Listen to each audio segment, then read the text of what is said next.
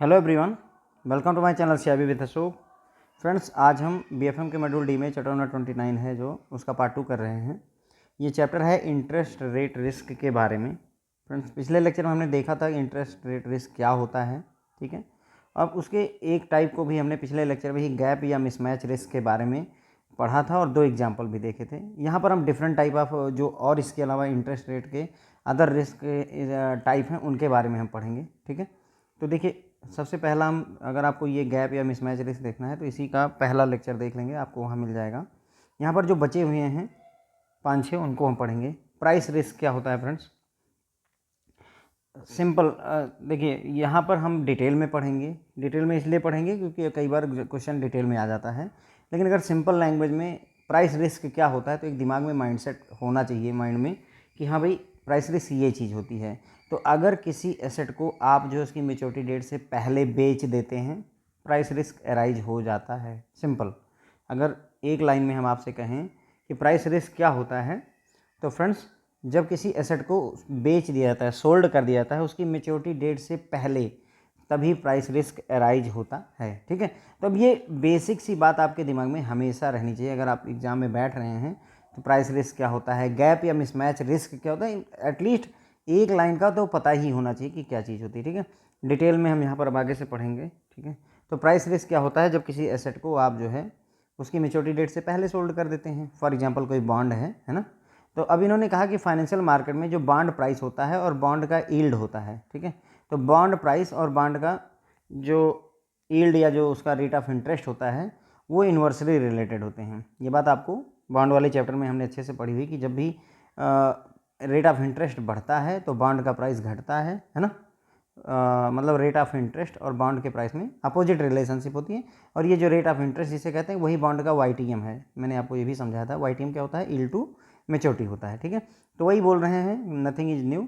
Bond का price और bond का यील्ड जो है इन्वर्सली रिलेटेड होते हैं, एक दूसरे से अपोजिट, यानी एक बढ़ेगा तो दूसरा घटेगा, दूसरा बढ़ेगा तो पहला घटेगा, ठीक है। फॉर एग्जाम्पल, अब यहाँ पर एक एग्जाम्पल देखिए, प्राइस रिस्क का एग्जाम्पल देखिए। द प्राइस ऑफ 10 ईयर, कोई 10 साल का गवर्नमेंट बॉन्ड है, ठीक है। गवर्नमेंट ऑफ इंडिया का स्टॉक है, गवर्नमेंट ऑफ इंडिया का बॉन्ड है, जो कि 14% पर जो है आपने उसको, है ना, lower will receive only lower price than originally paid for when coupon of maturity of similar maturity gone to 15% in market, ठीक है। तो कहने का मतलब ये हुआ कि अगर मान लीजिए आपने कोई गवर्नमेंट ऑफ इंडिया का बॉन्ड खरीदा, 14% रेट ऑफ इंटरेस्ट था मार्केट में उस समय, ठीक है। तो अभी जो आपको मान लीजिए इसका जो यील्ड मिलना था या जिससे जो आपको बॉन्ड का प्राइस था, जो आपको पैसे मिलने थे वो 100 रुपये मिलने थे फॉर एग्जांपल। अब मार्केट का जो इंटरेस्ट रेट है वो 15% हो गया, यानी कहने मतलब ये हुआ कि रेट ऑफ इंटरेस्ट बढ़ गया। तो अब ऑब्वियसली क्या होगा, इसका जो बॉन्ड का प्राइस होगा वो घट जाएगा, है ना। ये बात हमें क्लियर है कि रेट ऑफ इंटरेस्ट बढ़ता है तो उसका मार्केट में इंटरेस्ट रेट और उसका मार्केट वैल्यू घट जाती है। रेट ऑफ इंटरेस्ट बढ़ेगा, मार्केट वैल्यू घटेगी। तो वही बात इन्होंने लिखी हुई है कि अगर आपने एक 14% पर गवर्नमेंट ऑफ इंडिया का कोई स्टॉक खरीदा हुआ है, तो अगर you will receive only lower price, है ना, जो ओरिजिनली आपको मिलना था, अगर 14% रेट ऑफ इंटरेस्ट रहता तो जो मिलना था उससे लोअर प्राइस ही मिलेगा, जब जो है जो कूपन रेट है वो जो है मेच्योरिटी वाले सिमिलर मेच्योरिटी पर चला जाएगा 15% इन द मार्केट, ठीक है। तो कहने मतलब जब आपने लिया 14% पर और जब कुछ समय बाद अगर 15% पर मार्केट का इंटरेस्ट रेट 15% हो जाता है, तो आपने जो उम्मीद की थी उससे कम ही प्राइस आपको उस बॉन्ड का मिलेगा। यही आपका प्राइस रिस्क हो गया एक तरीके से, ठीक है। The price risk is closely associated with the trading book, ठीक है। अगला क्वेश्चन ये है कि प्राइस रिस्क किससे रिलेटेड है, ट्रेडिंग बुक से रिलेटेड है ना। तो ट्रेडिंग बुक से रिलेटेड होता है, which is created for making profit out of short term movement in interest rate, ठीक है। और ट्रेडिंग बुक का काम क्या होता है, ट्रेडिंग बुक इसलिए होती है, हमें प्रॉफिट बनाना होता है, मेकिंग प्रॉफिट बनाने के लिए होता है, शॉर्ट टर्म जो इंटरेस्ट रेट में मूवमेंट होते हैं उसकी हेल्प से, इंटरेस्ट रेट में जो मूवमेंट हो रहा है उसकी हेल्प से हमें प्रॉफिट बनाना होता है। यही पर्पज़ होता है किसका, ट्रेडिंग बुक का। तो प्राइस रिस्क किससे एसोसिएटेड है, ट्रेडिंग बुक से एसोसिएटेड है, ठीक है फ्रेंड। तो हमने समझ लिया प्राइस रिस्क क्या होता है, जब किसी एसेट को उसकी मेच्योरिटी से पहले, मेच्योरिटी डेट से पहले ही हम बेच देते हैं, तभी प्राइस रिस्क अराइज होता है। फाइनेंशियल मार्केट में जो बॉन्ड का प्राइस होता है और जो बॉन्ड का यील्ड होता है वो कैसे रिलेटेड होते हैं, इन्वर्सली रिलेटेड होते हैं। अगर आपने कोई बॉन्ड 14% रेट ऑफ इंटरेस्ट पर परचेज किया है, तो अगर आपको 100 रुपये मिलने थे तो अगर रेट ऑफ इंटरेस्ट 15% जाएगा तो आपको 100 रुपये से कम ही मिलेगा, क्योंकि प्राइस और जो है रेट ऑफ इंटरेस्ट अपोजिट या इन्वर्स है ना, इन्वर्सली रिलेटेड होते हैं। ये बात हमने यहाँ पर समझी हुई है, ठीक है। प्राइस रिस्क जो है किस बुक से एसोसिएटेड होता है, तो ट्रेडिंग बुक से एसोसिएटेड होता है। ट्रेडिंग बुक का पर्पज़ क्या होता है बैंक में, प्रॉफिट कमाना होता है, मेकिंग प्रॉफिट, किससे, शॉर्ट टर्म जो इंटरेस्ट रेट में मूवमेंट होता है उसकी सहायता से, ठीक है। तो ये एक रिस्क हमने समझ लिया, कौन सा, प्राइस रिस्क। प्राइस रिस्क क्यों अराइज होता है, प्राइस रिस्क तब अराइज होता है जब हम किसी चीज़ को उसकी मेच्योरिटी लाइफ से पहले ही बेच देते हैं। Net interest position risk, net interest position risk का मतलब वही नेट NII है ना, नेट इंटरेस्ट इनकम है ना। नेट इंटरेस्ट पोजीशन रिस्क कब अराइज होता है, तो जब रेट ऑफ इंटरेस्ट मूव करेगा, इधर उधर जाएगा, तभी net interest position risk arise होगा। The banks net interest position also exposes the bank to additional interest rate risk. तो बैंक की जो नेट इंटरेस्ट पोजीशन होती है वो भी बैंक को इंटरेस्ट रेट रिस्क के लिए एक्सपोजर देती है, एक्सपोज कर देती है, ठीक है। If a bank has more assets, ठीक है, एक अगर किसी बैंक के पास ज़्यादा एसेट हैं, एसेट पर हम क्या करते हैं, इंटरेस्ट कमाते हैं, देन इट्स लाइबिलिटी, यानी एक बैंक है जिसका एसेट ज़्यादा है, एसेट पर क्या होता है, हम इंटरेस्ट अर्न करते हैं, भाई जो लोन देते हैं उसी पर तो पैसा कमाते हैं। देन इट्स लाइबिलिटी, जो इसकी लाइबिलिटी है, मतलब FD वगैरह हैं, फॉर विच भी पे इंटरेस्ट, है ना। लाइबिलिटीज पर क्या होता है, FD पर, सेविंग अकाउंट पर हम क्या करते हैं, बैंक जो है इंटरेस्ट पे करता है, ठीक है। तो अगर कोई बैंक है जिसका एसेट ज़्यादा है और लाइबिलिटी कम है, तो इंटरेस्ट रेट कब अराइज होगा, तो interest rate arises when interest rate earned on asset changes, मतलब जो आपने एसेट पर जो अर्निंग हो रही है वो चेंज हो रही है, जबकि जो cost of funding for of the liability remain same, है ना। फंडिंग जो लाइबिलिटी आप ला रहे हैं उसका रेट नहीं चेंज होता है, केवल एसेट के ही रेट ऑफ इंटरेस्ट में चेंजेस होते हैं, तो कौन सा तब आपका इंटरेस्ट रेट रिस्क अराइज हो जाता है। क्लियर हो गया, आई होप। नहीं क्लियर हुआ तो एक एग्जांपल देखते हैं। एसेट हो गया, लाइबिलिटी हो गया, मान लीजिए 100 करोड़ रुपए का एसेट है और 100 करोड़ की ही लाइबिलिटी है, ठीक है। अब इस पर मान लीजिए आपने 12% अर्निंग हो रही है, इस पर 10% को, मतलब 10% हम दे रहे हैं कस्टमर को FD पर 10% दे रहे हैं, यहाँ पर 12% कमा रहे हैं, तो 2% की अर्निंग हमारी हो रही है। अब कोई एक बैंक है जिसका एसेट ज़्यादा है, मान लीजिए 1000 करोड़ है, ये 100 ही करोड़ है लाइबिलिटी, है ना। तो अब क्या होगा, जब ये एसेट वाला जो इंटरेस्ट रेट है 12% से 10% हो रहा है, 8% हो रहा है, 6% हो रहा है, फिर 10% हो रहा है, तो अगर एसेट साइड जो एसेट पर अर्निंग है उसका रेट ऑफ इंटरेस्ट ज़्यादा चेंजेज होंगे, तो फिर उस बैंक को इंटरेस्ट रेट रिस्क ज़्यादा झेलना होगा। और लाइबिलिटी का चेंज क्यों नहीं हो रहा है, क्योंकि कस्टमर जो है आपसे एक्सपेक्ट करेगा कि FD पर उसे एक सर्टेन अमाउंट का, मतलब एक सर्टेन परसेंटेज मिलना ही चाहिए। कोई ये नहीं करेगा कि आप कहो कि हम 2% पर FD आपकी रखेंगे तो कोई आपको देगा नहीं, आपको एक सर्टेन मतलब 6% 5% तो ऑफर करना ही पड़ेगा, इसीलिए इसको नहीं चेंज कर रहे हैं। लेकिन जो आपका लोन है उसमें आपको चेंजेस करने पड़ रहे हैं, क्योंकि आपको मार्केट में बने रहना है, ठीक है। तो वही कह रहे हैं कि अगर जो है किसी बैंक के पास एसेट ज़्यादा है, जो एसेट है वो इंटरेस्ट अर्न करके देता है, जो लाइबिलिटी है उस पर हम इंटरेस्ट पे करते हैं, तो इंटरेस्ट रेट रिस्क कब अराइज होगा, जब इंटरेस्ट रेट जो है जो हम एसेट पर कमा रहे हैं वो ज़्यादा चेंज होता है, जबकि जो हम लाइबिलिटी ला रहे हैं, कास्ट ऑफ फंडिंग का क्या मतलब, हम जो FD आती है वहीं से फंड इकट्ठा होता है, उसकी कॉस्ट कितनी पड़ रही है, जितना रेट ऑफ इंटरेस्ट है, अगर वो सेम रहता है और एसेट साइड ज़्यादा चेंज होता रहता है, तो बैंक को इंटरेस्ट रेट रिस्क अराइज होता है। इस प्रकार से 10 bank with a net positive interest position will experience reduction in net interest income as interest rate decline, ठीक है।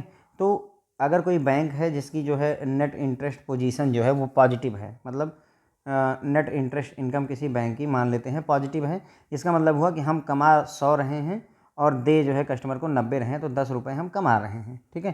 तो इस केस में bank with positive position will experience reduction in NII, इसमें ये जो बैंक है उसके नेट इंटरेस्ट इनकम में रिडक्शन होगा, घटेगा उसका। कब घटेगा उसका नेट इंटरेस्ट इनकम, जब इंटरेस्ट रेट घटेगा, जब इंटरेस्ट रेट घटेगा तो उसको जो है इनकम कम हो जाएगी, और ये एक्सपेंड करेगा जब नेट इंटरेस्ट रेट राइज होता है, ठीक है। तो पॉजिटिव नेट इंटरेस्ट पोजीशन वाले का मतलब ये हुआ कि उसके एसेट पर उसकी अर्निंग ज़्यादा है, तभी वो पॉजिटिव नेट इंटरेस्ट इनकम में रहेगा। अब अगर इंटरेस्ट रेट कम हो जाता है, ठीक है, तो लाइबिलिटी साइड पर अभी भी हम 90 ही पे कर रहे हैं, लेकिन उसको जो है एसेट साइड में उसकी जो इंटरेस्ट रेट है वो कम हो गया, तो अब वो जो है मान लीजिए पहले 100 रुपये कमाता था, अब वो 95 रुपीज़ कमाएगा, है ना।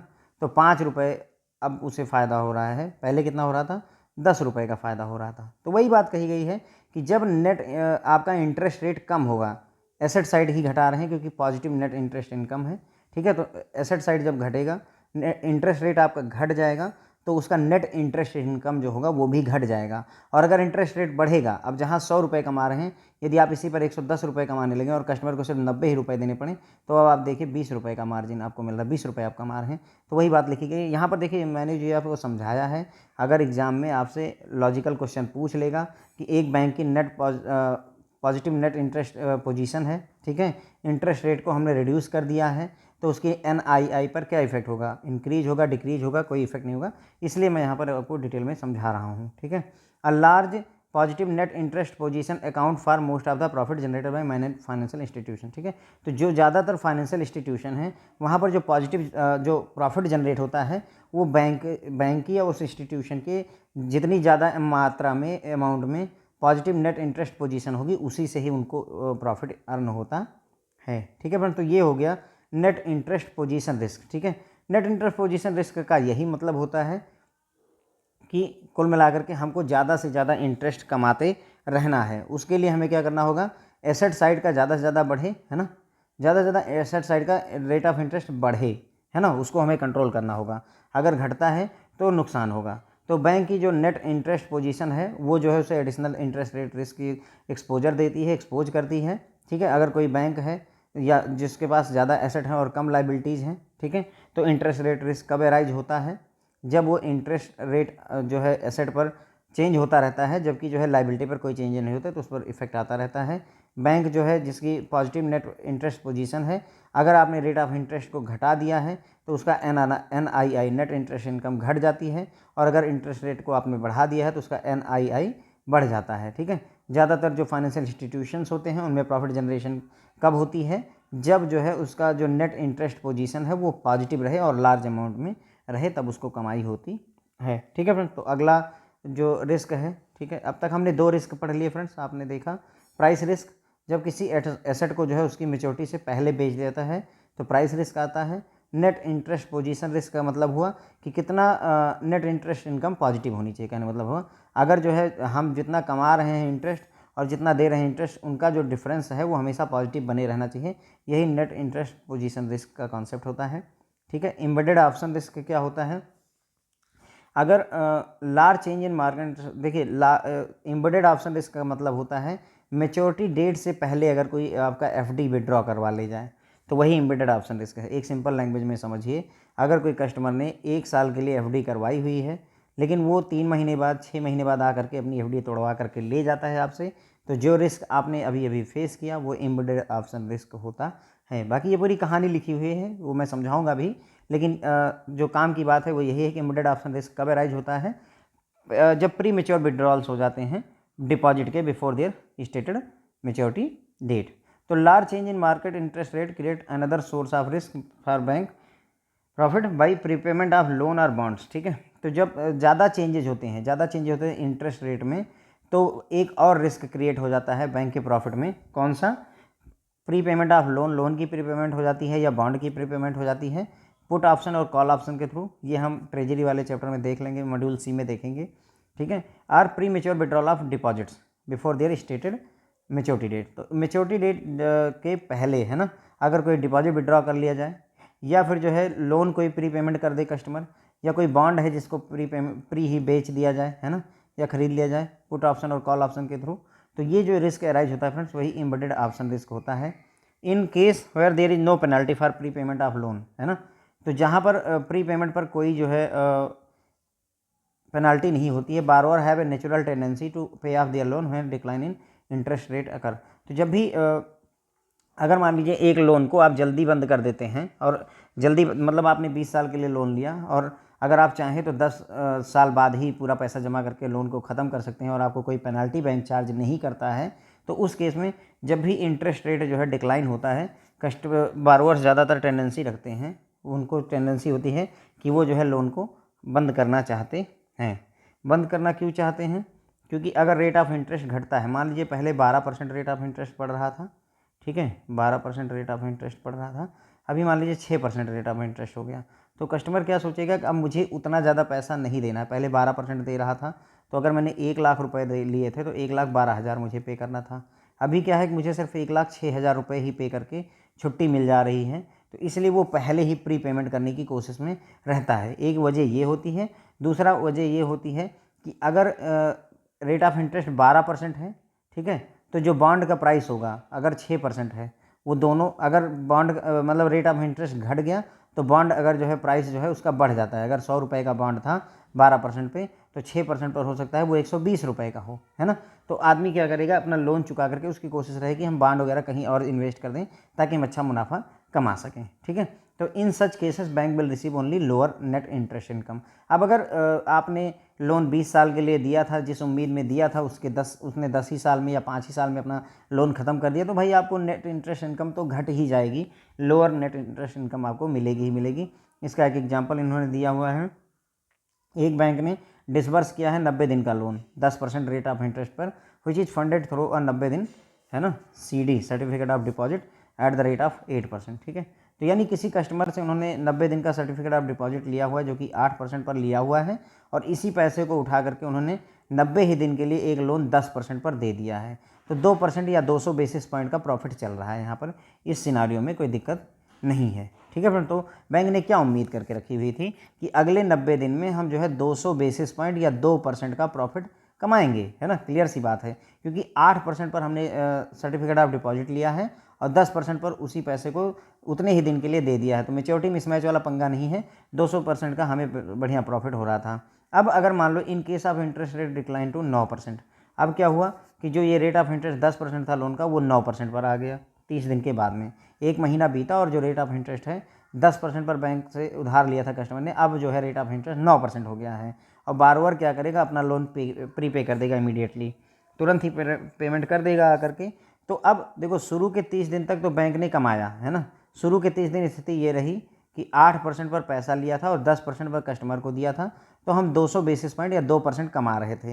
लेकिन 30 दिन के बाद में अब 8% पर हमने सर्टिफिकेट ऑफ डिपॉजिट से पैसा अरेंज किया है, लेकिन अब 9% मिलेगा, क्योंकि अगर आप किसी और को लोन दोगे, पैसा ये इन्वेस्ट करोगे, तो 9% मिलेगा, क्योंकि मार्केट में इंटरेस्ट रेट 9% हो गया। तो अब आपको केवल 100 ही बेसिस पॉइंट मिलेंगे या 1% ही जो है नेट इंटरेस्ट इनकम मिलेगी। तो बैंक की जो एक्सपेक्टेशन थी उससे नीचे चला आया।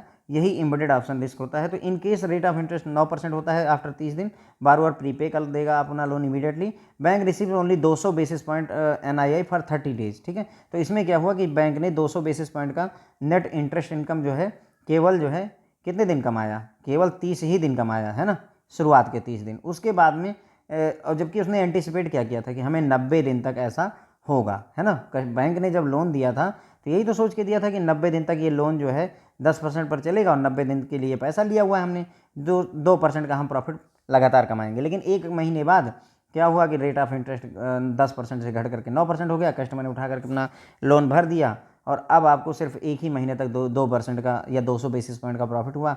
आप उम्मीद लगाए थे 90 दिन का ये ऐसा होगा, लेकिन हुआ कितने, केवल जो है 30 दिन में। तो in remaining 60 days of the 90 days term, 90 दिन के बाकी के जो 60 दिन बचे, 30 दिन तक तो आपने 200 बेसिस पॉइंट का प्रॉफिट उठाया है, लेकिन बाकी के रिमेनिंग 60 दिन में the NII will be only 100 basis point, है ना। तो नेट इंटरेस्ट इनकम अब केवल 1% या 100 बेसिस पॉइंट ही होगा, एज बैंक वुड बी री इन्वेस्टिंग द फंड एट 9%। क्योंकि अब जो आपने जो लोन है वो जब कस्टमर को 10% पर दिया था, अब उसने प्रीपेमेंट कर दी, चुका दिया है, तो अब अगले कस्टमर को 9% पर ही दे पाएंगे ना। तो 8% पर आपने सर्टिफिकेट ऑफ डिपॉजिट से पैसा लिया था और 9% पर दे दिया, तो कुल मिलाकर के 1% का आपको प्रॉफिट मिलेगा।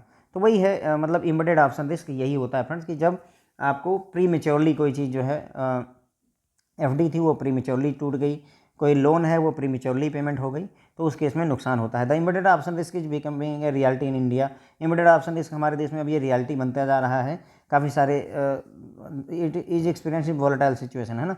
तो हमारे देश में भी पहले एम्बेडेड ऑप्शन का उतना ज़्यादा प्रॉब्लम नहीं थी, लेकिन अब कस्टमर जो है नॉर्मली स्विच कर रहे हैं, मतलब जल्दी अपना पैसा जमा कर देते हैं, लोन का पैसा जल्दी चुकाना चाहते हैं, या FD जल्दी तोड़वा लेते हैं, जैसा वो वादा करते हैं वैसा रखते नहीं है। तो ये हमारे देश में भी फेस किया जा रहा है। The faster and higher the magnitude of change in interest rate, जितना ज़्यादा तेज़ी से और जितना ज़्यादा जो है मतलब इंटरेस्ट रेट के मैग्नीट्यूड में चेंजेज आएंगे, जितना ज़्यादा इंटरेस्ट रेट में चेंजेज आएंगे, उतना ही ज़्यादा एम्बेडेड रिस्क जो है बैंक के नेट इंटरेस्ट इनकम को अफेक्ट करेगा, है ना। तो मतलब रेट ऑफ इंटरेस्ट अगर मान लीजिए 10% है और 10% ही बना रहे तो नॉर्मली ना तो कस्टमर प्रीपेमेंट करना चाहेगा और ना ही जो है एफडी को पहले तोड़वाना चाहेगा ना। लेकिन अगर जो है ये ज़्यादा फ्लक्चुएट कर रहा है, अभी 10% है, कल को 12% होता है, फिर 6% होता है, तो उस केस में जो ये टेंडेंसी होती है लोगों की प्रीपेमेंट ऑफ लोन या फिर जो है एफडी को प्रीमेच्योरली करवाने की, वो करने लगते हैं, तो उससे बैंकों को नुकसान होता है। तो क्लियर हो गया फ्रेंड्स, आई होप कि एम्बेडेड ऑप्शन रिस्क क्या होता है। जब जो है प्री मेच्योर विड्रॉल हो जाए एफडी का या प्री पेमेंट हो जाए लोन की या बॉन्ड्स की, तो उस केस में एम्बेडेड ऑप्शन रिस्क अराइज होता है। अब कई जगहों पर जहाँ पर लोन पर अगर आप प्री पेमेंट लोन करते हैं तो आपको कोई पेनाल्टी नहीं लगती, तो उस केस में लोग जो है बारोवर जैसे ही इंटरेस्ट रेट घटता है तुरंत ही अपना जो है प्री पेमेंट करना चाहते हैं, लोन को पे ऑफ कर देना चाहते हैं। अगर ऐसा होता है तो बैंक को लोअर नेट इंटरेस्ट इनकम मिलती है। अगर आपने बैंक ने 90 दिन के लिए लोन दिया हुआ है 10% रेट ऑफ इंटरेस्ट पर, और कहाँ से पैसा लाया, 90 दिन का सर्टिफिकेट ऑफ डिपॉजिट है जो कि 8% पर है, तो 8% पर पैसा अरेंज किया, 10% पर कस्टमर को दे दिया, तो 2% या 200 बेसिस पॉइंट हम कमाना चाहते थे 90 दिन तक। लेकिन 30 दिन बाद पता चला कि जो रेट ऑफ इंटरेस्ट है वो 10% से घटकर 9% हो गया। तो अब जो है कस्टमर ने अपना लोन अगर प्री पेमेंट कर दिया, पहले ही चुका दिया, तो भाई 10% में आपको फ़ायदा बहुत ज़्यादा होना था, लेकिन अभी जो है 9% में। अब अगली बार अगर किसी को आप लोन देंगे तो जो है वो आपसे 9% पर ही लोन लेगा, या फिर यही कस्टमर जो 10% पर आपसे लोन लिया हुआ था वो अभी वही अगर आपका प्री पेमेंट करके दोबारा लोन लेगा तो आपसे 9% पर लोन ले लेगा, है ना। तो प्री पेमेंट करने का एक कारण ये भी हो सकता है कि मतलब भाई अगर मान लीजिए मैंने लोन लिया है 12% रेट ऑफ इंटरेस्ट पे और पता चल रहा है कि मार्केट में अभी 8% रेट ऑफ इंटरेस्ट है, तो अगर मैं अपना लोन चुका दूं 12% का, क्योंकि अगर एक बार 12% पर लोन ले लिया है तो इसे आप तो चेंज करोगे नहीं, बैंक तो चेंज करेगा नहीं, तो कस्टमर का नुकसान होता रहेगा। तो उसने क्या करना कि 12% वाला लोन ही बंद कर देना, पैसा जमा करो और लोन बंद करो, अब दूसरा लोन मुझे दो और जिसको 8% रेट ऑफ इंटरेस्ट पर दे दो। तो this is also a reason कि मतलब आदमी जो टेंडेंसी रखता है ना, यहाँ पर उन्होंने बोला था कि person have a natural tendency to pay off their loans जब भी इंटरेस्ट रेट डिक्लाइन होता है। ठीक है फ्रेंड, तो आई होप ये क्लियर हो गया होगा। एग्जाम्पल भी हमने यहाँ पर समझ लिया है। बेसिस रिस्क, ये थोड़ा लंबा चौड़ा रिस्क है, समझेंगे अच्छे से। बेसिस रिस्क क्या होता है फ्रेंड्स, सिंपल लैंग्वेज में समझिए। इधर हो गया आपका एसेट, इधर हो गया आपका लाइबिलिटी। मान लीजिए आप 10% पर लोन देते हैं, ठीक है, और एफडी 8% पर लेते हैं, ठीक है। कस्टमर को 8% लोन इंटरेस्ट देते हैं जब एफडी करता है, और अपने कस्टमर से जब आप लोन देते हैं उससे 10% चार्ज करते हैं, तो आपको 2% का प्रॉफिट होता रहता है, ठीक है, कोई दिक्कत नहीं है।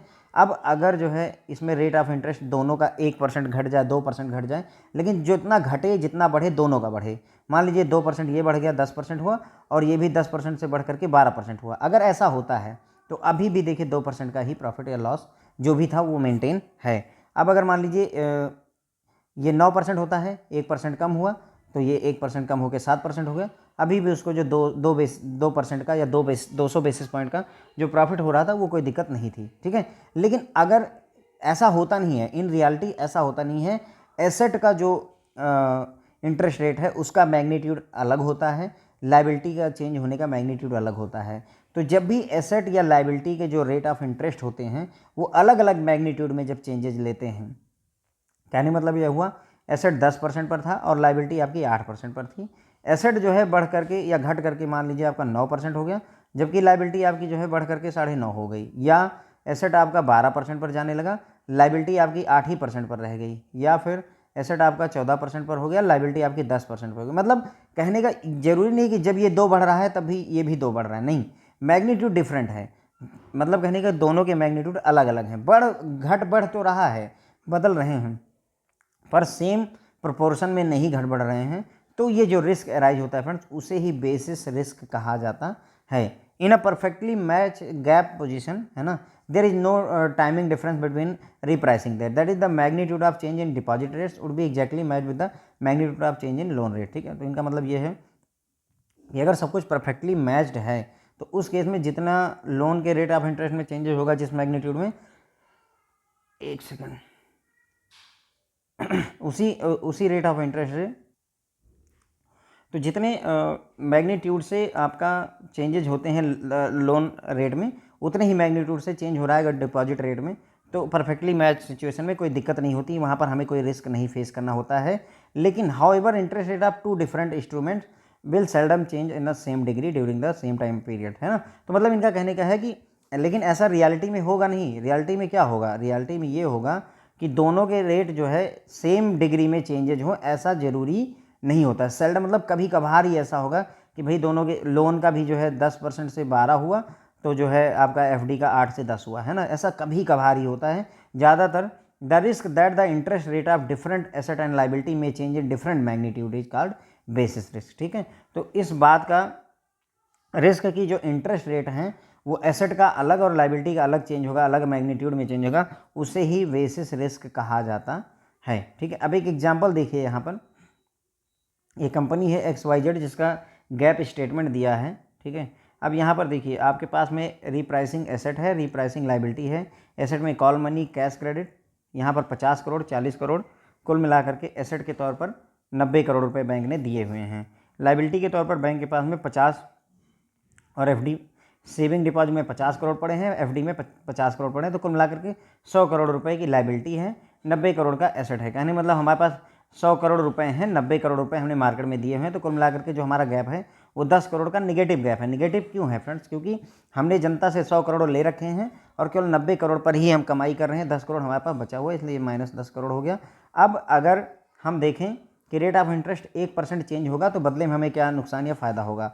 1% रेट ऑफ इंटरेस्ट में चेंजेस का मतलब पहले मान लीजिए 10% हम इस पर कमाते थे, 10% जो है इस पर कमाते थे, है ना। 10% रेट ऑफ इंटरेस्ट हम कमाई करते थे किस पर, एसेट पर, यानी कि हमने लोन भी 10% पर दे रखा है और आपका एफडी भी 10% पर ही ले रखी है। तो उस केस में यहाँ पर 9 करोड़ रुपए का इनकम आता था और 10 करोड़ देना पड़ता था, तो गैप जो था वो 1 करोड़ रुपए का था। अब क्या हुआ, मान लीजिए सेम मैग्नीट्यूड में, यानी 1% जो है घटा रेट ऑफ इंटरेस्ट इसका भी और 1% इसका भी घट गया, मान लीजिए। समझ पा रहे हैं मैं क्या ले रहा हूँ। ऐसा ज़रूरी नहीं है, हो सकता है ये 12% हो और ये 11 होता, लेकिन एक एग्जाम्पल के लिए मैंने यहाँ पर लिया हुआ है कि हमारी जो इनकम है वो कितनी है, 10%, यानी हमने जो अपना एसेट है 90 करोड़ रुपए 10% रेट ऑफ इंटरेस्ट पर दिया हुआ है, तो 9 करोड़ रुपए ब्याज आ रहा है। इसी तरीके से 100 करोड़ रुपए जो हमने जनता से लिए हैं उसको 10% रेट ऑफ इंटरेस्ट दे रहे हैं एफडी पर, तो उसे 10 करोड़ रुपए दे रहे हैं। हम 9 करोड़ रुपए कमा रहे हैं, 10 करोड़ कस्टमर को दे रहे हैं, तो कुल मिलाकर के निगेटिव में 1 करोड़ रुपए का हमको अभी लॉस हो रहा है, एक तरीके से ना, 1 करोड़ रुपए का। अब इसी जगह पे यदि हम रेट ऑफ इंटरेस्ट को 1% कम हो जाए लेकिन दोनों सेम मैग्नीट्यूड में हो, मतलब कहने का कि अगर एसेट पर 10% कम 1% कम हो रहा है तो लाइबिलिटी पर भी 1% का अगर कमी होती है, तो देखिए अब इसमें क्या होगा, 9% पर अगर आप करोगे तो 8.1 करोड़ रुपए आपको मिलेगा कमाई के तौर पर, और आपको 9 करोड़ रुपए देना पड़ेगा जनता को, है ना, 9 करोड़ रुपए आपको देना पड़ेगा। तो कुल मिलाकर के 0.9 का गैप खड़ा होता है यहाँ पर। अभी भी पहले 1 करोड़ का लॉस हो रहा था, 90 लाख रुपए का लॉस हो रहा है। तो कुल मिलाकर के, लेकिन अगर हम देखें कि 1% जब रेट ऑफ इंटरेस्ट घटा तो कितना जो है 10 लाख रुपए का बैंक को एक तरीके से फ़ायदा हो गया। देखिए अब ध्यान दीजिए, यहाँ पर 10 लाख का फ़ायदा हो गया। क्यों? क्योंकि पहले बैंक को 1 करोड़ रुपए का लॉस हो रहा था, अब सिर्फ 90 लाख रुपए का लॉस हो रहा है। क्यों? क्योंकि रेट ऑफ इंटरेस्ट 1% कम हो गया दोनों तरफ, तो कुल मिलाकर के 10 लाख रुपए का फ़ायदा हो रहा है। ठीक है फ्रेंड, तो ये bank as of now have negative gap of 10 crore, है ना। तो हमने देख लिया कि यहाँ पर बैंक के पास में 10 करोड़ का गैप है। देखिए थोड़ा सा समझने के लिए है इसमें, अब जो हम यहाँ पर समझेंगे वो ये है कि ज़रूरी नहीं कि 1% जो है हर जगह चेंजेज आए, चेंजेज अलग अलग मैग्नीट्यूड में होंगे ना। अभी तो हम बेसिस रिस्क को कंसिडर ही नहीं कर रहे हैं। अगर ऐसा हो रहा है तो ये तो एक आइडियल दुनिया है, मतलब एक आदर्श दुनिया है जहाँ पर रेट ऑफ इंटरेस्ट एसेट पर भी 1% घटा और लाइबिलिटी पर भी 1% घटा, है ना। तो वहाँ पर तो कोई दिक्कत ही नहीं है। लेकिन एज ऑफ नाउ बैंक में निगेटिव गैप है 10 करोड़ का। इन case the interest rate fall by 1%, अगर जो है 1% रेट ऑफ इंटरेस्ट कम हो जाता है ना 1%, तो वही मैंने आपको ये कैलकुलेशन करके दिखाया हुआ है। तो बैंक का NII जो है शुड इम्प्रूव, है ना। बैंक का नेट इंटरेस्ट इनकम इम्प्रूव करेगा। भाई इनको इम्प्रूव तो कर ही जाएगा। क्यों? क्योंकि पहले हम 1 करोड़ रुपए के लॉस में चल रहे थे, अब हम 90 लाख के लॉस में चल रहे हैं, तो 10 लाख रुपए का फ़ायदा तो हुआ ही है। तो वही नेट इंटरेस्ट इनकम इम्प्रूव होती है अगर जो है मतलब 1% जो है इंटरेस्ट रेट फॉल होता है। सेम यहाँ पर हमने assuming rate on all asset and liability change by 1%, यानी एसेट पर भी 1% कम हो रहा है और लाइबिलिटी पर भी 1% कम हो रहा है, तो ये पैरेलल शिफ्ट हो रही है, तो NII इंप्रूव हो रही है। अब instead of falling in same magnitude, मान लीजिए कि सेम मैग्नीट्यूड में नहीं कम होता है, रेट ऑफ इंटरेस्ट अलग अलग मैग्नीट्यूड में कम ज़्यादा होता है, तो हम ये मान लेते हैं assume the rate on call money lending fall by 1%, जो कॉल मनी पर जो रेट ऑफ इंटरेस्ट है वो 1% घटा, कैश क्रेडिट पर 0.7% घटा, सेविंग डिपॉजिट पर 0.5% घटा और एफडी पर जो है 0.4% घटा है। अगर मान लीजिए ऐसा होता है तो अब कैलकुलेशन देखिए, कॉल मनी पर 1% का रेट ऑफ इंटरेस्ट घटा, जिसकी वजह से अब हमें 0.50 कम मिलेगा। कैश क्रेडिट पर 0.7% का जो है फॉल हुआ है ना, देखिए यहाँ पर कैश क्रेडिट पर 0.7 का फॉल हुआ है। तो अगर 0.7 का फॉल होगा तो 0.28 जो है करोड़ रुपए कम मिलेंगे। तो कुल मिलाकर के अब हमें जो है ये हमने एसेट साइड का निकाल लिया फ्रेंड, कॉल मनी और कैश क्रेडिट को, इसको दोनों को जोड़ा तो 0.78 करोड़ आ गया। देखिए यहाँ पर वापस देख लीजिए, ये वाली टेबल है ना, पहले ये था, ये वाला हम कैलकुलेशन कर रहे हैं। पहले यहाँ 50 और 40 था, जिसकी वजह से अपना ना आ रहा था कितना, 9 आ रहा था और फिर 8.1 आ रहा था, वही वाला कैलकुलेशन अब वहाँ पर करें, फिर आगे इसका कैलकुलेशन करेंगे। अब यहाँ क्या है, ये 1% घट रहा है और ये 0.7 घट रहा है। आगे देखते हैं, फिर उसके बाद में जो इन्होंने लिया हुआ है कि जो सेविंग पर है 0.5 का घटाव हो रहा है और एफडी पर 0.4% का कमी हो रही है। तो अब देखिए सेविंग डिपॉजिट पर 0.5% की कमी हुई, तो आप इसका 0.5 निकालेंगे इतना आएगा, 0.4% निकालेंगे फिक्स डिपॉजिट पर इतना आएगा, तो कुल मिलाकर के बी जो है 0.45 आ गया। तो एसेट पर हमें पहले से 0.78 करोड़ कम मिल रहे हैं, लाइबिलिटी पर हमें जो है 0.45 कम देना पड़ रहा है। तो अगर हमें नेट इंटरेस्ट इनकम निकालनी होगी तो ये जो हमने एसेट पर कितना दिया, मतलब एसेट पर हम 0.78 कम दे रहे हैं और लाइबिलिटी पर 0.45 कम मिल रहा है। तो अगर इसको आपस में घटा देंगे तो आपको पता चलेगा कि 0.33 है ना, 0.33 करोड़ रुपए का लॉस हो गया एक तरीके से, है ना, 0.33 का लॉस हो गया। भाई अगर सब कुछ ठीक रहता तो बैंक को ज़्यादा मिलता। तो अब वहाँ पर हम देखें 10 लाख रुपए का, हमने देखा कि अगर सेम मैग्नीट्यूड में चेंजेस आ रहे थे तो 10 लाख रुपए का बेनिफिट हो रहा था बैंक को। अब यहाँ पर क्या हो रहा है फ्रेंड्स, आपको यहाँ पर अगर आप देखोगे तो 0.33 का लॉस हो रहा है, ठीक है। तो सेम मैग्नीट्यूड में ज़रूरी नहीं चेंजेस, तो यहाँ पर जो ये रिस्क बैंक ने फेस किया, नेट इंटरेस्ट इनकम में जो चेंजेज आए हैं वो आपका क्या हो गया फ्रेंड्स, यही आपका बेसिस रिस्क को फेस किया बैंक ने। इस सिचुएशन में क्या फेस किया, बेसिस रिस्क को वहाँ पर बैंक ने फेस किया हुआ है, ठीक है। तो the degree of basis risk is fairly high in respect of bank that create composite asset out of composite liability. तो जिन बैंकों में कंपोजिट एसेट बनाए जाते हैं कंपोजिट लाइबिलिटी की हेल्प से, वहाँ पर जो है बेसिस रिस्क ज़्यादा होता है। कंपोजिट एसेट का मतलब मल्टीपल एसेट एक साथ, कंपोजिट लाइबिलिटी का भी मतलब मल्टीपल लाइबिलिटी एक साथ होता है, ठीक है फ्रेंड। तो ये हो गया आपका बेसिस रिस्क, हमने यहाँ पर समझ लिया है। बेसिस रिस्क मैंने आपको समझा दिया। बेसिस रिस्क का अगर सिंपल सा फंडा समझना चाहें, एग्जांपल मैंने पूरा समझा दिया है। फंडा यही होता है कि इस बात का रिस्क की जो है, जो एसेट है और जो लाइबिलिटी है उसके जो रेट ऑफ इंटरेस्ट में चेंजेस होंगे वो सेम मैग्नीट्यूड में नहीं होंगे, तो वही आपका बेसिस रिस्क कहलाता है। ये पूरा एग्जाम्पल दे करके मैंने यहाँ पर आपको समझा दिया है। यील्ड कर्व रिस्क क्या होता है, and yield curve risk is a line on the graph, है ना, ऐसी लाइन होती है या ऐसी लाइन होती है, ठीक है, एक ग्राफ पर एक ऐसी लाइन होती है। तो yield curve risk is a line on graph plotting the yield of all मैच्योरिटीज of a particular instrument, ठीक है। तो किसी एक पर्टिकुलर इंस्ट्रूमेंट के जितनी भी मैच्योरिटीज़ हैं उनको अगर एक ग्राफ पर आप प्लॉट कर दें तो जो लाइन आपको मिलती है वही आपकी यील्ड कर्व लाइन कहलाती है, ठीक है। Yield curve changes its slope and shape from time to time depending upon repricing and various other factors, ठीक है। तो जो यील्ड कर्व होता है उसका स्लोप और शेप बदलता जाता है, स्लोप और शेप दोनों बदलता जाता है ना, डिपेंडिंग अपॉन कैसे कि रीप्राइसिंग कैसे हो रही है और वेरियस अदर फैक्टर्स को कंसिडर करते हुए जो यील्ड कर्व होता है उसका स्लोप भी बदलता रहता है और शेप भी बदलता रहता है। As the economy move through business cycle the yield curve changes rather frequently, ठीक है। तो जब इकोनॉमी मूव करती है बिजनेस साइकिल से, बिजनेस साइकिल हमने पढ़ा हुआ है 4 फेजेज होती हैं, है ना, BR, DR आपको याद होगा, है ना, boom, recession, depression and recovery. तो जब इकोनॉमी जो है मूव करती है बिजनेस साइकिल से तो जो यील्ड कर्व है वो ज़्यादा तेज़ी से बदलता रहता है। यील्ड कर्व का जो ये है ग्राफ है, प्लॉटिंग जो करेंगे आप, वो चेंजेस होते रहते हैं। और यील्ड कर्व को RBI के इंटरवेंशन से हम ट्विस्ट भी कर सकते हैं, जिधर की तरफ चाहे उधर की तरफ ले भी जा सकते हैं। At intervention of Reserve Bank of India the yield curve can be twisted to the desired direction. जिस डायरेक्शन में आप चाहें उस डायरेक्शन में यील्ड कर्व को मोड़ सकते हैं रिजर्व बैंक के इंटरवेंशन से। और रिजर्व बैंक कैसे ये अल्टरेशन करेगा, कैसे ये चेंजेस लाएगा, तो वो क्या करेगा, by altering the yield on government stock, जो गवर्नमेंट की सिक्योरिटीज़ हैं, गवर्नमेंट की जो स्टॉक्स हैं, उसमें जो यील्ड है उनमें रिटर्न जो है उसका परसेंटेज अगर चेंज कर देगा, उसको अल्टर कर देगा, तो उसी हिसाब से लोग उधर इन्वेस्टमेंट कम करना ज़्यादा करना शुरू कर देंगे और ये जो ग्राफ है वो यील्ड कर्व का वो चेंज हो जाता है। ठीक है फ्रेंड्स, यही हो गया आपका यील्ड कर्व रिस्क। ठीक है, यील्ड कर्व रिस्क क्या होता है, ये एक ग्राफ में एक लाइन प्लॉट की जाती है। ठीक है, जो किसी भी एक पर्टिकुलर इंस्ट्रूमेंट को आप ले लीजिए, उसकी सभी मैच्योरिटी की जो यील्ड है उसको एक कर्व, एक लाइन पर अगर आप जो है बना दें तो वही यील्ड कर्व कहलाता है। यील्ड कर्व अपना स्लोप और शेप बदलता रहता है time to time depending upon repricing और वेरियस अदर फैक्टर्स की वजह से। रीप्राइसिंग का मतलब समझते हैं फ्रेंड्स, जब आपने कोई लोन 10% पर दिया है और अगर मान लीजिए एक साल बाद वो लोन ख़त्म हो जाता है, तो अगले साल हो सकता है आपको वो लोन 9% पर देना पड़े, क्योंकि ज़रूरी नहीं कि 10% रेट ऑफ इंटरेस्ट अगले साल भी रहे, या हो सकता है 11% पर देना पड़े, क्योंकि अगले साल हो सकता है रेट ऑफ इंटरेस्ट 10% से बढ़कर 11% हो जाए। तो यही रीप्राइसिंग होता है। ठीक है, और इकोनॉमी जैसे जैसे बिजनेस साइकिल से होकर के गुजरती है, तो वैसे वैसे ही जो है आपका यील्ड कर्व जो है फ्रिक्वेंटली और ज़्यादा चेंज होता रहता है।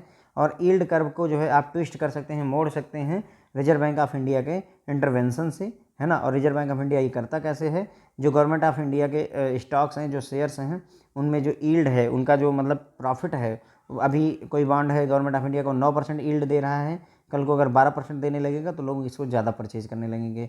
अगर जो है 12% दे रहा है और उसको 6% देने लगेगा तो लोग इसको बेचना शुरू कर देंगे। तो इस तरीके से आप चाहें तो यील्ड कर्व का जो है शेप को ट्विस्ट किया जा सकता है। एग्जाम्पल के लिए इन्होंने दिया है कि how the change in shape of yield affect the bank net interest income.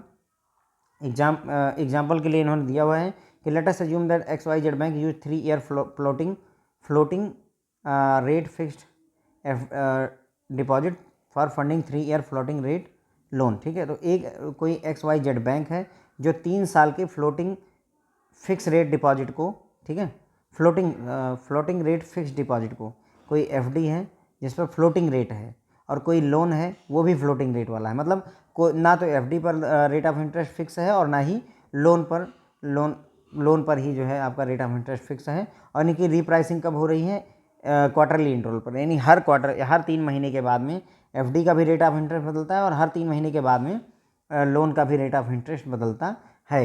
If bank पे, अगर मान लीजिए बैंक पे 100 बेसिस पॉइंट अबव 12.5 है ना, 13.5% टू फिक्स डिपॉजिट। ठीक है, अगर मान लीजिए बैंक जो है FD पर फिक्स डिपॉजिट पर कितना रेट ऑफ इंटरेस्ट दे रहा है, जो 12.5% रेट ऑफ इंटरेस्ट है उससे 100 बेसिस पॉइंट ज़्यादा। बैंक ने ये डिसाइड किया हुआ है कि जो 91 दिन का ट्रेजरी बिल का रेट है, मान लीजिए वो 12.5% है, तो उससे 100 बेसिस पॉइंट मैं ज़्यादा दूंगा। ठीक है, तो उसने 13.5% पर FD पर फिक्स कर रखा है और अपने जिनको लोन देगा उसको सोचा हुआ है कि जो 364 दिन का ट्रेजरी बिल का रेट ऑफ इंटरेस्ट है वो 13% है इस समय, उससे 300 बेसिस पॉइंट में ज़्यादा वसूलूंगा। ठीक है, तो ये वही बात लिखी, इसमें कॉम्प्लेक्सिटी बढ़ाई हुई है कुछ नहीं, इसमें सिंपल समझिए कि FD 13.5% पर दी गई है और जो है आपका लोन 16% पर दिया गया है। तो अगर लोन 16% पर है और FD 13.5% पर है तो आपका 250 बेसिस पॉइंट या 2.5% का फ़ायदा हो रहा है ना। बैंक को कितना हो रहा है, तो नेट इंटरेस्ट इनकम 250% प्रोड्यूस। ठीक है, तो 250% का प्रॉफिट हो रहा है। अब मान लीजिए कि यहाँ पर क्या हो रहा है कि जो आपका 91 डेज का ट्रेजरी बिल का जो रेट है वो 14% हो गया। ठीक है, और ट्रेजरी बिल 13% ही रहा, मतलब कहने का कि 364, अब ये 14% हो गया। फ्रेंड्स देखिए, ये 13.5 था, तो सॉरी ये आपका कितना था, 12.5 था। ठीक है, 12.5 था, अब वो बढ़ करके 14% हो गया है। ठीक है, कितना हो गया, 14% हो गया।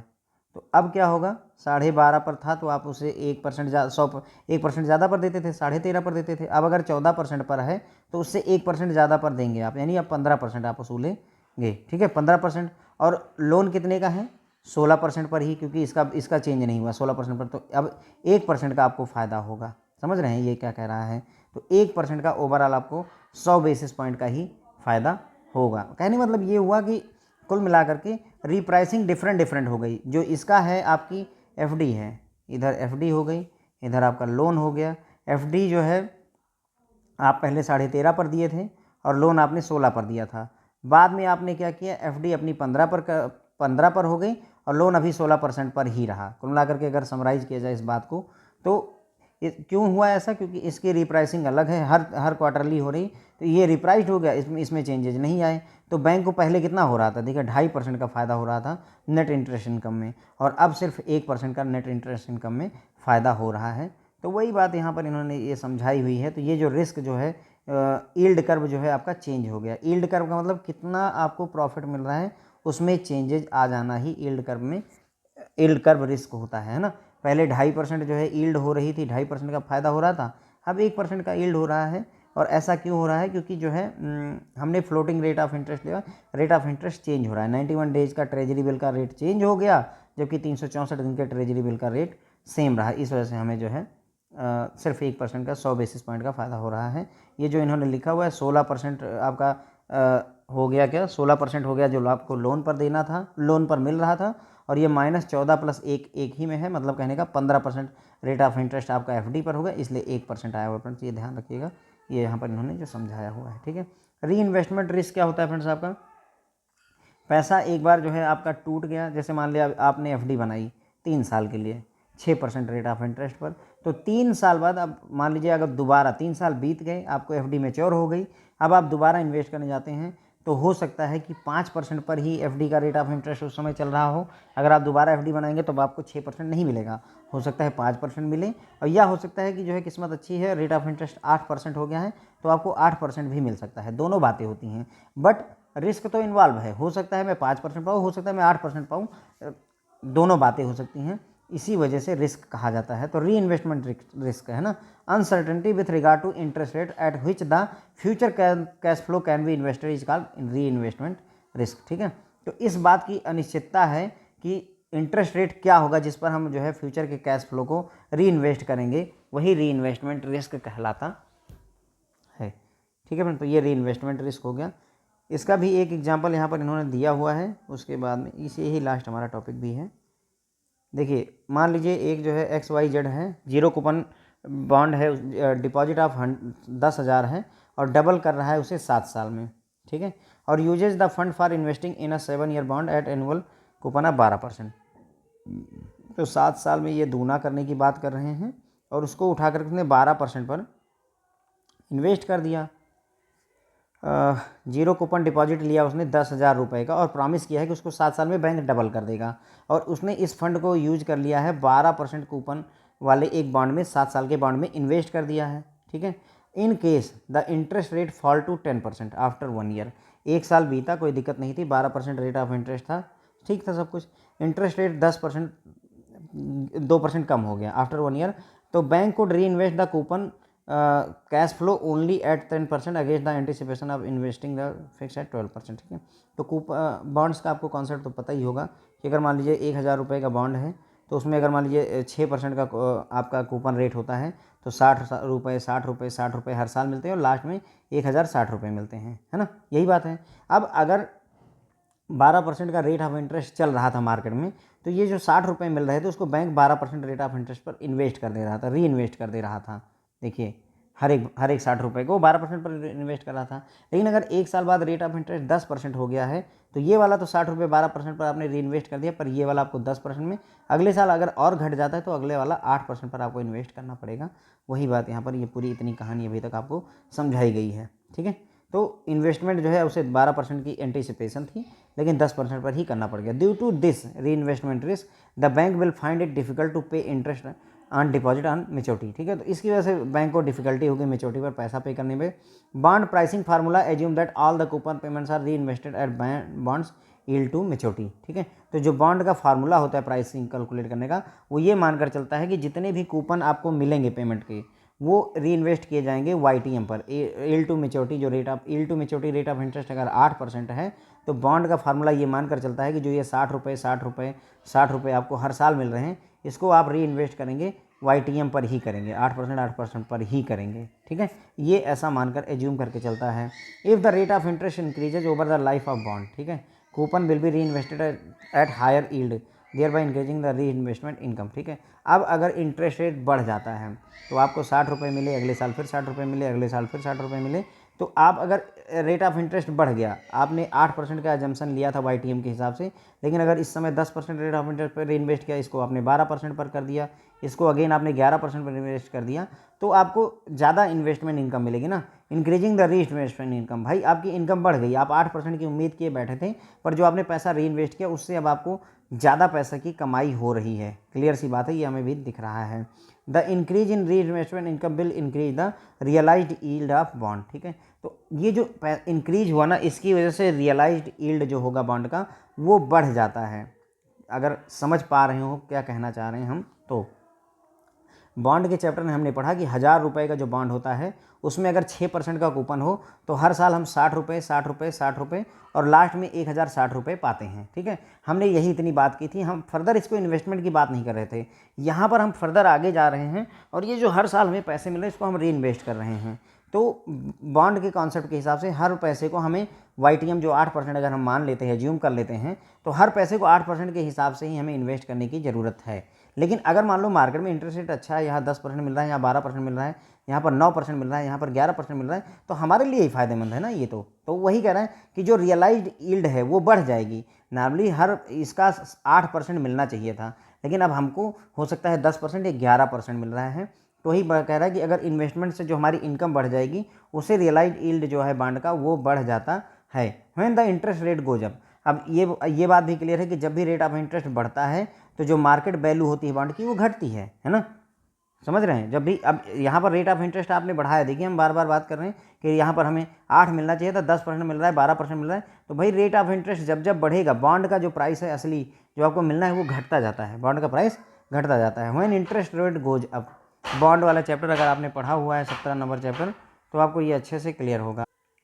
ठीक है फ्रेंड, तो ये हो गया आपका कि जब भी इंटरेस्ट रेट बढ़ता है तो उसके बदले में बॉन्ड का प्राइस घट जाता है, जिसकी वजह से लेकिन जो है बॉन्ड की रियलाइज्ड कंपाउंड यील्ड जो है वो इंक्रीज हो जाती है, क्योंकि हायर री इन्वेस्टमेंट इनकम हमें मिल रही है। इस वजह से ओवरऑल जो वैल्यू है वो ज़्यादा मिल रही है। कहने मतलब ये हुआ कि 1000 रुपये का जो बॉन्ड था उसको 60 रुपये 60 रुपये, अगले साल भी 60 रुपये, अगले साल 1060 रुपये तो दिए, लेकिन चूंकि हमने इसको 8% की जगह 12%, 12%, 14% ऐसे इन्वेस्ट कर दिया, तो इसलिए हमें जो ओवरऑल पैसा मिल रहा है वो ज़्यादा मिल रहा है। ये बात अलग की है कि रेट ऑफ इंटरेस्ट बढ़ने से बॉन्ड का प्राइस घट गया, लेकिन उसके बावजूद हमें ओवरऑल पैसे ज़्यादा मिल रहे हैं। उसी जगह पे on the other hand when interest rate decline, अब जब इंटरेस्ट रेट डिक्लाइन कर जाएगा तो बॉन्ड का प्राइस बढ़ता है ना।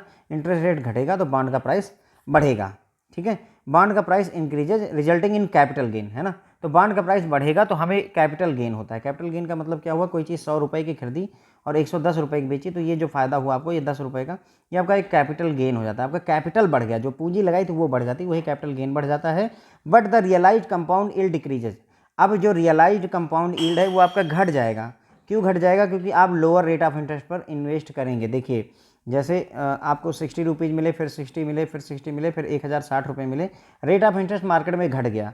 मतलब हमें 8% की होप थी, लेकिन अब यहाँ पर 6% मिल रहा है, कभी 5% पर इन्वेस्ट करना पड़ गया, कभी 7% पर इन्वेस्ट कर रहे हैं, कभी 6% पर इन्वेस्ट कर रहे हैं। तो अब जो ओवरऑल हमें मिलना चाहिए था 8% मिलना चाहिए, लेकिन क्या हमें ओवरऑल 8% जो री इन्वेस्टमेंट वैल्यू है वो कम हो जा रही है। क्लियर समझ लीजिए, जो मैंने एग्जाम्पल दोनों दिखाए हैं आपको क्लियर हो जा रहा होगा। ये जो लाइन है बहुत मायने रख रही है, यहाँ पर मैं उसी को समझाने की कोशिश कर रहा हूँ कि यहाँ पर क्या हो रहा है कि रियलाइज्ड कंपाउंड यील्ड घट गया है। डिक्रीज क्यों हो गया, क्योंकि जो आप पैसे इन्वेस्ट कर रहे हैं उस पर अब आपको उतना पैसा मिल नहीं रहा है, क्योंकि लोअर कूपन री इन्वेस्टमेंट इनकम अब आपको हो रही है। ठीक है, तो जो शॉर्ट टर्म बॉन्ड होते हैं उनमें री इन्वेस्टमेंट रिस्क ज़्यादा होता है। मतलब कह रहे शॉर्ट टर्म बॉन्ड जो होते हैं, मान लीजिए कोई 90 दिन का बॉन्ड है तो हर 90 दिन बाद उसको री इन्वेस्टमेंट करने के लिए आपको टेंशन रहेगी।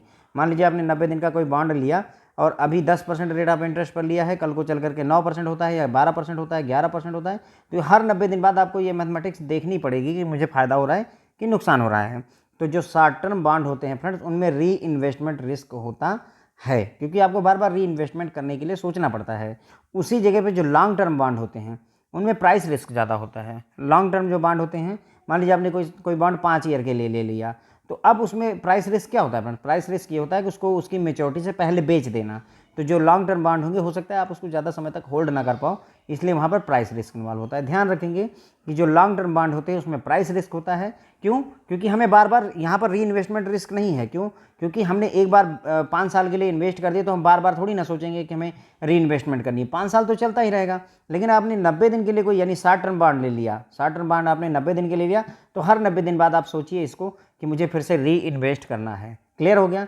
तो शॉर्ट टर्म बॉन्ड में कौन सा रिस्क होता है? री इन्वेस्टमेंट। लॉन्ग टर्म बॉन्ड में कौन सा रिस्क होगा? Price risk. प्राइस रिस्क हमने शुरू में ही पढ़ लिया था कि प्राइस रिस्क क्या होता है? री इन्वेस्टमेंट, मतलब मेच्योरिटी से पहले ही अगर किसी एसेट को बेच दिया जाए तो वही प्राइस रिस्क होता है फ्रेंड्स। ओके, तो ये हो गया फ्रेंड्स आपका री इन्वेस्टमेंट रिस्क। री इन्वेस्टमेंट रिस्क का मतलब होता है कि जब भी कोई चीज़ मेच्योर होगी उसको दोबारा किस रेट ऑफ इंटरेस्ट पर आप इन्वेस्ट कर पाओगे, उसमें जो रिस्क होता है री इन्वेस्ट कर पाओगे, वही जो रिस्क होता है उसे ही री इन्वेस्टमेंट रिस्क कहते हैं। 1,00,000 रुपए की मेच्योरिटी आपने 10% रेट ऑफ इंटरेस्ट पे करवाई थी, 1 साल बाद जब मेच्योर हो गई तो अब 1,00,000 रुपए पर हो सकता है आपको 6% रेट ऑफ इंटरेस्ट मिले या 12% भी मिल सकता है, पर रिस्क तो इन्वॉल्व हो गया ना। इससे अच्छा होता कि हम इसे 10 साल के लिए करवा देते, पर 10 साल के लिए एफडी करवा देते तो उस 10 साल के बाद में फिर हमें जो है फर्दर इसी सिचुएशन से जो गुजरना ही पड़ेगा। तो री इन्वेस्टमेंट रिस्क यही होता है। क्लियर हो गया? उसके बाद में हमने ये देख लिया यील्ड कर्व रिस्क क्या होता है। जितनी भी किसी एक पर्टिकुलर इंस्ट्रूमेंट की जितनी भी मेच्योरिटी है उनको अगर हम एक कर्व बना दें तो वही यील्ड कर्व होता है। यील्ड कर्व को ट्विस्ट किया जा सकता है, ठीक है। और उसके बाद में फिर हमने देखा था बेसिस रिस्क। कौन सा रिस्क देखा था फ्रेंड्स हमने? Basis risk. जब एसेट पर और लाइबिलिटी पर जो इंटरेस्ट रेट है उसका सेम मैग्नीट्यूड में चेंजेज नहीं होते हैं तो जो रिस्क अराइज होता है वो बेसिस रिस्क कहलाता है, ठीक है फ्रेंड। उसके बाद में आपका आया था एम्बेडेड ऑप्शन रिस्क। अगर कोई एफडी है वो प्री मेच्योर विड्रॉ कर ली जाए तो, या फिर जो है कोई लोन है उसे पहले ही कस्टमर प्री पे कर दे तो एम्बेडेड ऑप्शन रिस्क अराइज होता है, ठीक है। नेट इंटरेस्ट पोजीशन रिस्क का मतलब होता है कि हमें इंटरेस्ट रेट को पॉजिटिव ही रखना है, जो नेट इंटरेस्ट इनकम है उसको पॉजिटिव नहीं रख पाते हैं तो जो net interest position risk arise हो जाता है, ठीक है। उसके बाद में प्राइस रिस्क का मतलब जब किसी एसेट को उस बेच दिया जाता है उसकी मेच्योरिटी डेट से पहले तो उसे प्राइस रिस्क कहते हैं। जो लॉन्ग टर्म बॉन्ड होते हैं फ्रेंड्स उसमें कौन सा रिस्क होता है? प्राइस रिस्क होता है या री इन्वेस्टमेंट रिस्क होता है? तो उसमें प्राइस रिस्क होगा, क्योंकि लॉन्ग टर्म का है, 5 साल के लिए आपने बॉन्ड खरीदा हुआ है, जरूरी नहीं कि आप उसे 5 साल तक होल्ड करें, बीच में बेचने की कोशिश करें, तो ये प्राइस रिस्क हो गया फ्रेंड्स। ओके, तो ये हमने जो है पार्ट 2 में इंटरेस्ट रेट के जो वेरियस टाइप्स हैं उनके बारे में पढ़ लिया फ्रेंड्स। आई होप आप लोगों को हमारा लेक्चर पसंद आएगा। Thank you so much friends.